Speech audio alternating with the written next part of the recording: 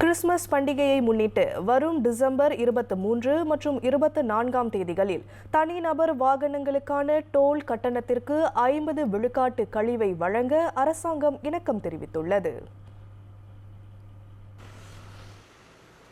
Penang பாலத்தில் 2ஆம் வகுப்பு வாகனங்களுக்கும் பங்குனான் சுல்தான் இஸ்கண்டார் மற்றும் தஞ்சோங் கூப்பாங் டோல் சாவடி, மலேசியா சிங்கப்பூர் 2ஆம் பாதை லீன் கடுவா ஆகியவை தவிர்த்து அனைத்து டோல் சாவடிகளிலும் 1ஆம் வகுப்பு வாகனங்களுக்கு இக்கழிவு வழங்கப்படுகிறது.